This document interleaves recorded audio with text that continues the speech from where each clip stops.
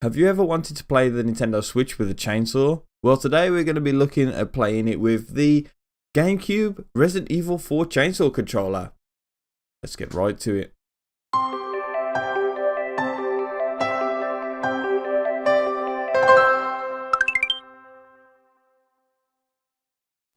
What's up everybody, my name's Gary from the NintendoVillage.com, and today we're checking out the Resident Evil 4 GameCube controller, and we're going to be playing some Switch games with it. Now, back when Resident Evil 4 released for the GameCube, Capcom also released this controller, and I brought it, as you can tell. So this is owned from when it was brand new, and I didn't like it.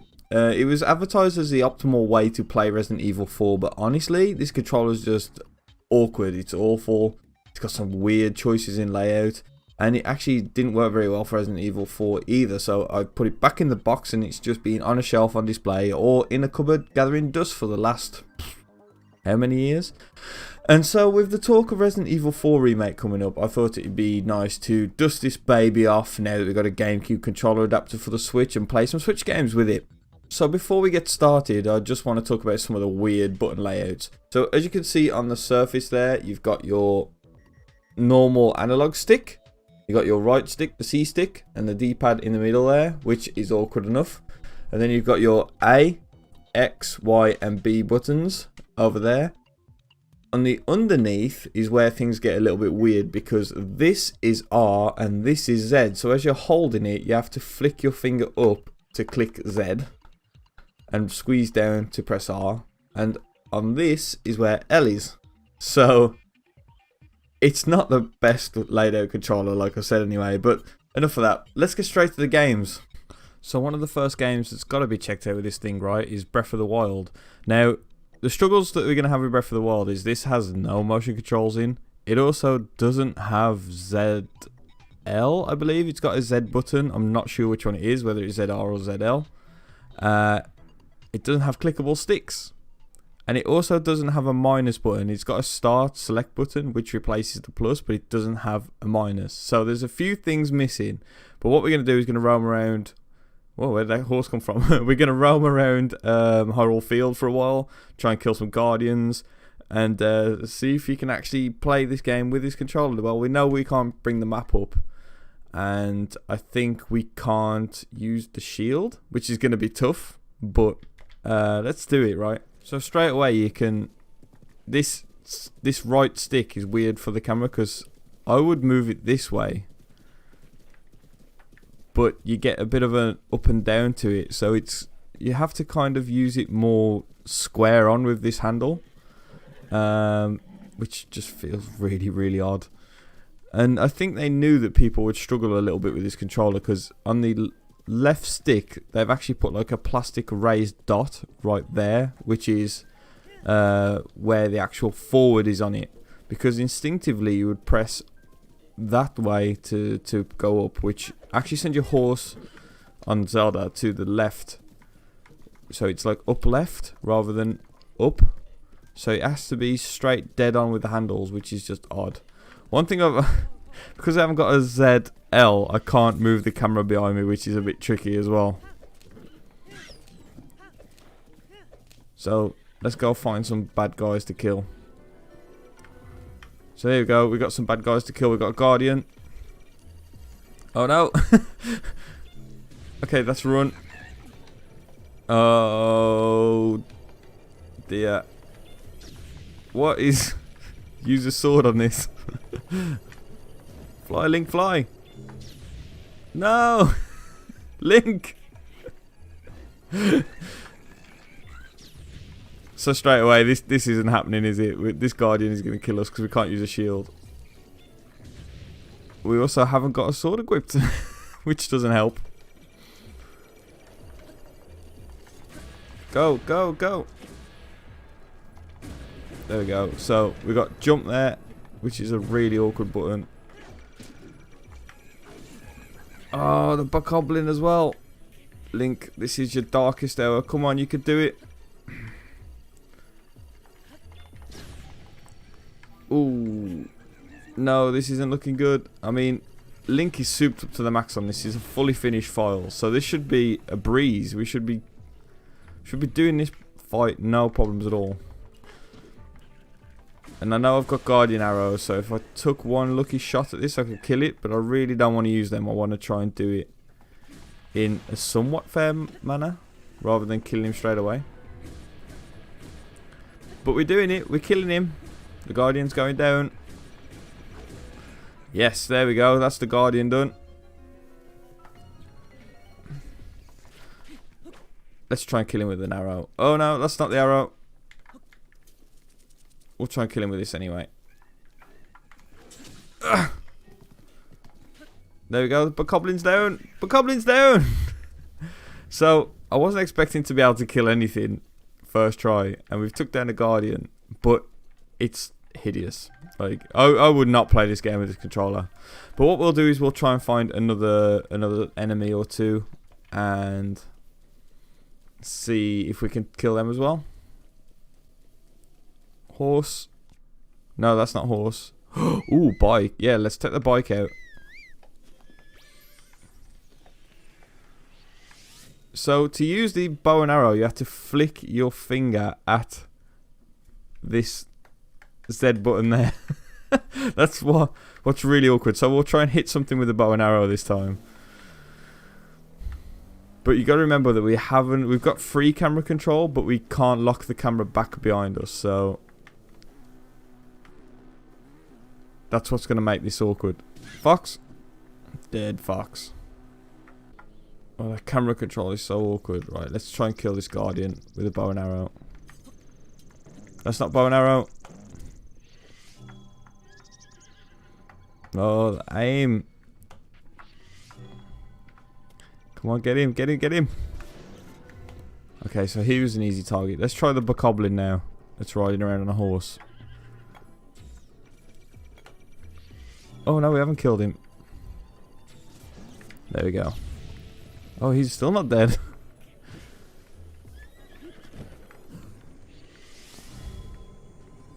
This is it, this is it. We've done it, we've done it. Just get to the eye.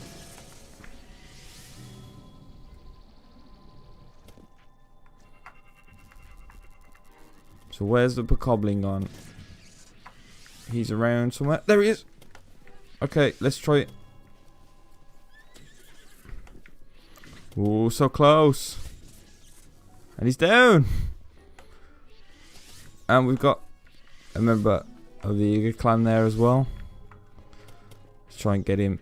He's going to be the ultimate test because he's going to run away and warp really fast. And you can see I'm having really bad difficulty with the controller when it comes to the camera, because the camera on that C stick is awful. It feels like it's in the complete wrong place.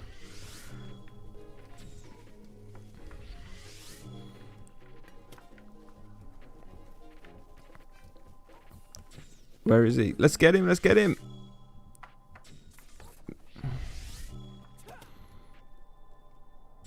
I mean, if this had motion controls in, this wouldn't be quite as bad, but holding that Z is really difficult. Ah! Right, we're going to have to try and kill him the old-fashioned way.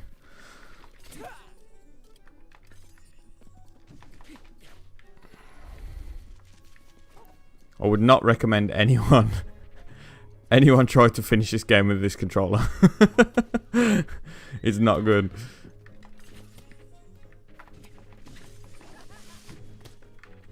No.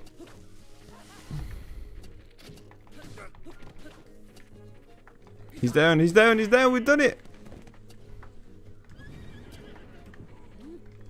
Wrong button. Let's kill him, let's get him. Boom! So there you go, that's Zelda with it. Really not recommended. If I had to give it a scale of 10, give it a 1. It's fairly unplayable with it. You could probably get used to some of the controls, but without the motion, without ZL, it's not happening. But there is some games that we don't need ZL for, so we'll try one of them now. Mario Kart 8 Deluxe. Surely this one we can actually play with this controller to its fullest, because you could use R to replace ZR and L to replace ZL. I believe. So we've got all the buttons and they're all in a fairly decent place. So this shouldn't be too bad. Here we go. Mario Kart Stadium. Fairly simple track. We should be able to get around this one. 2, 1, go. So jump, item or horn. We can do this one. We can do this.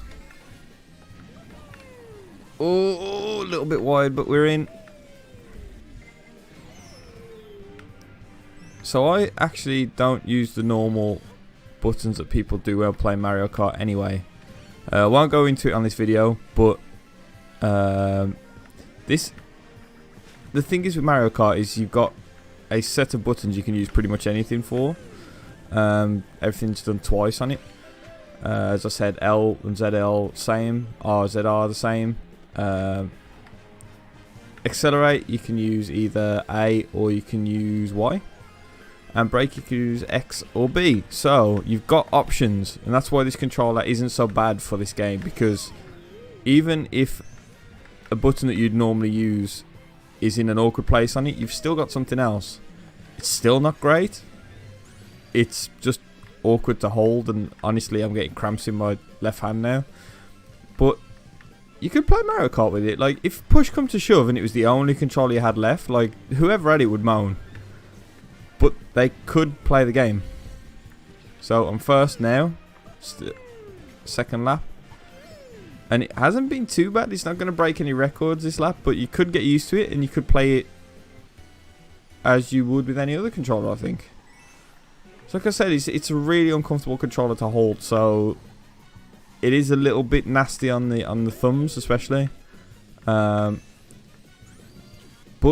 yeah, Mario Kart's completely playable with it.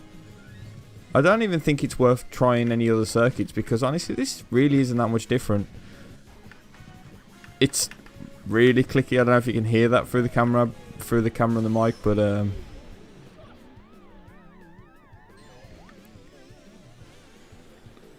like, the controller is noisy. I don't know if you can hear that, but it's really, really loud. But yeah, it's perfectly playable for Mario Kart, so that's one win. And of course, what better game to play than Smash Brothers? Frantic fun, and obviously being a GameCube controller, this should be fairly kitted out for it. So awkward button placements, it shouldn't be too bad. So let's get straight into this one. Okay, so I'm going with the main boy, Link. And it's just against a normal box standard low level CPU, just to get a feel of it. Oh, and straight away, bad times. No. Oh, this is so awkward. Like, the button layouts are just out of reach enough to make it not unplayable, but not at all what you'd want.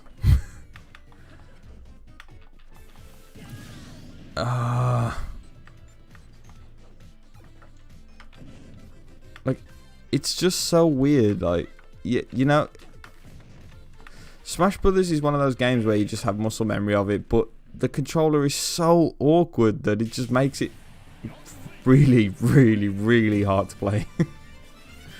So young Link, I'll give you that one. It's just against Samus. Come on, we could do this, Link.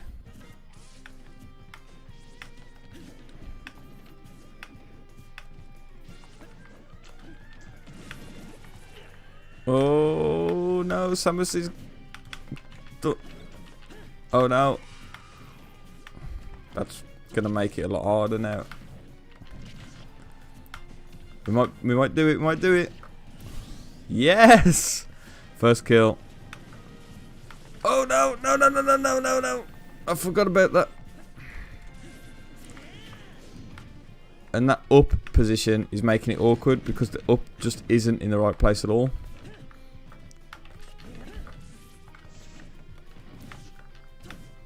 Oh, come on.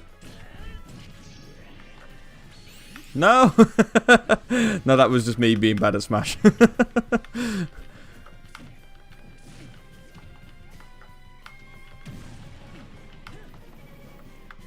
Come on, we can do it, Link. We've got this.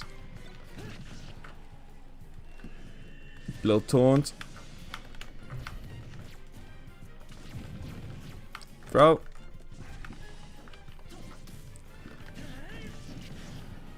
So nobody's going to win any Smash tournaments with this controller. Yes. Come on, one more kill and we've done it. Oh, we missed again. Well, there you go. That's a match won. So it's not the most unplayable controller. No, it is. It's definitely the most unplayable controller. Like, I don't think I've used a controller that's as awkward as this. So there you have it. Probably the worst controller I've ever brought. Even though Mad Catz got a lot of crap in the 90s for being that like awkward third-party controller make that you just give to your friends, I think this takes the award for being the worst.